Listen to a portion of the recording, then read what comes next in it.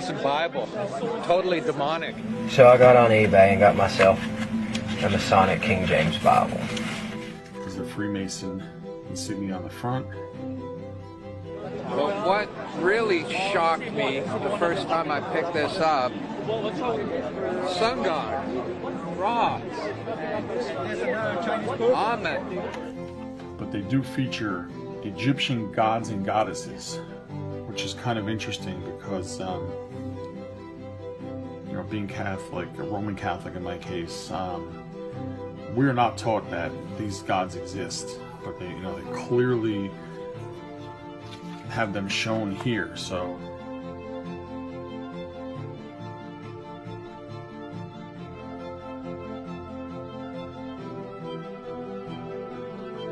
now just go to the pictures in the back.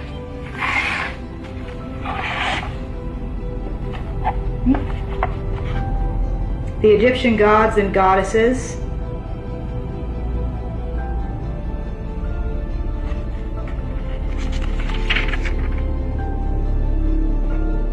More Egyptian gods and goddesses. Babylonian crap mixed in here. I thought this was interesting.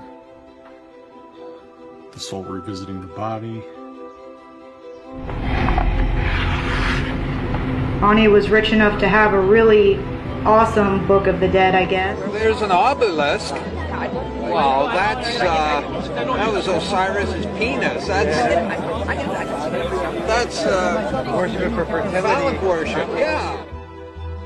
You'll be able to share it with anyone that watches the video. But then you flip to the back, and there's all this Egyptian, Babylonian account of the building of the walls and temples of Babylon. Wanderus, the king of Babylon, on some kind of plate. Now this belonged to Brother Edward Black. Was initiated November 10th, 36. He passed and then was raised. And we'll see here, somebody had already been initiated, passed, and raised. Where it was presented, on the date, so this would have been actually just about a year ago. When you're doing the ceremony, you're asked, what do you seek? Light.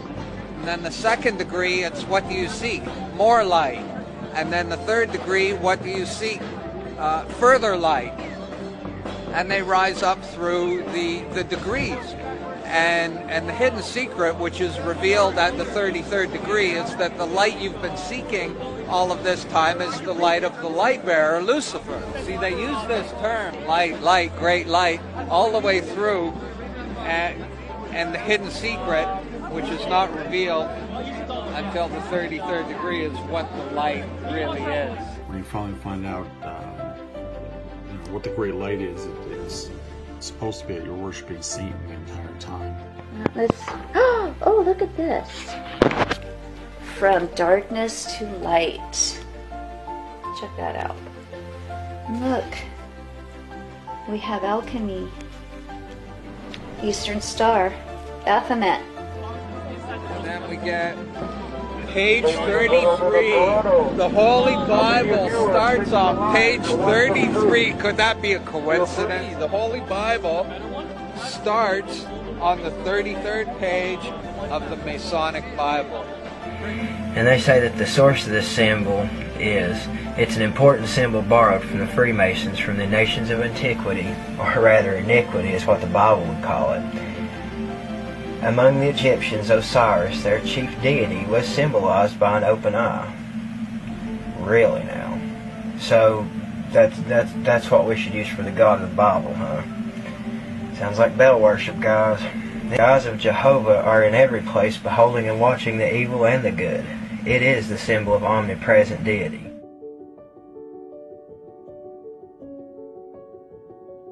He who introduces light into the lodge must be a worthy man and experienced in the craft. Legend of the craft, legend of the temple. I mean, on the Masonic and the Order of the Eastern Star, the Baphomet there. Photo of George Washington's sash worn in the Revolutionary War at the time he resigned his commission in 1783. Oh boy. The building of Solomon's Temple. Oh look, this is George Washington's Masonic apron. Oh, look at that. George Washington. Okay. Oop, Thomas Jefferson. James Madison. Check it out. James Monroe. Andrew Jackson. Here you have Masonic presidents of our country. Masonic presidents. I'll zoom in here so you can read a little bit better. George Washington, Mason. Thomas Jefferson, James Madison, James Monroe, Andrew Jackson, James Knox Polk, James Buchanan, Andrew Johnson, James Garfield, William McKinley, Theodore Roosevelt, William Howard Taft, Warren Gamaliel Harding, Franklin Delano Roosevelt, Harry S. Truman, Gerald Ford, the fatherhood of God, the brotherhood of man. There you have George Washington, with a nice all-seeing eye radiating down over the White House. Nice imagery there. The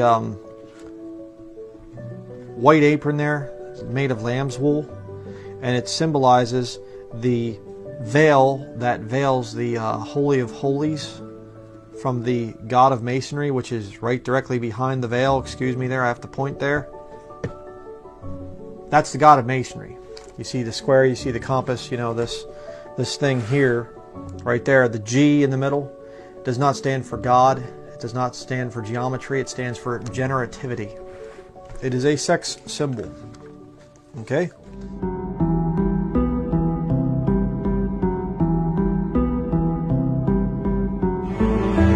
In the initiation in Freemasonry, we had to be recommended by another Mason. Well, in order to join witchcraft, you have to be first screened. You have to be recommended by somebody currently in witchcraft. Well, when I was initiated, I was blindfolded and bound by a rope, and on your bare chest was thrust the point of a spear. In witchcraft, we were initiated through a very involved ritual, initiation ceremony, wherein the candidate was led blindfolded, bound by a rope to the edge of the magic circle. And the rope is around your neck and you're led forward. And up front, in the eastern end of the building, is a person who's a worshipful master. And you kneel down before him. And he brought me into the inner court of the house of the Lord. And behold, at the entrance of the temple of the Lord, between the porch and the altar, were about 25 men, with their backs to the temple of the Lord, and their faces toward the east, worshipping the sun toward the east. Women who are Freemasons belong to the Order of the Eastern Star. Members of the Mount Olive Grand Chapter, Order of Eastern Star of Texas. The radiance. God is the center of the radiance, that solar symbol in which the G is enshrined. As if he were a god. You were met by the high priest or high priestess at that time, usually with a sword to your chest. When I went to enter the lodge, a sharp object was put to my left breast. And I was warned that should I reveal any of the secrets of Freemasonry, to know what to expect. And in the entered apprentice degree, you swear that you would rather have your throat slit, your tongue torn out by its roots, and buried in the rough sands of the sea at low water mark, where the tide ebbs and flows twice in 24 hours. When you're presented before the high priest, a sword is held against your chest, and you actually take a blood oath, promising to remain faithful to the secrets of witchcraft. Well, when you are in the room, this blindfold is taken away from you, and this is a time when they say that you're coming from darkness into light. During the initiation ceremony, the initiate is led by the lieutenant of the high priest and is challenged at the edge of the circle by someone saying, "Who goes there?" And the answer is, "One from the world of darkness." In Masonry, the prayers are ended with "So mote it be." Oh, and one of the other aspects of or distinctives of the craft was that we would always end any spell or ritual where we released the power, this is where the power was released, with the word "so mote it be."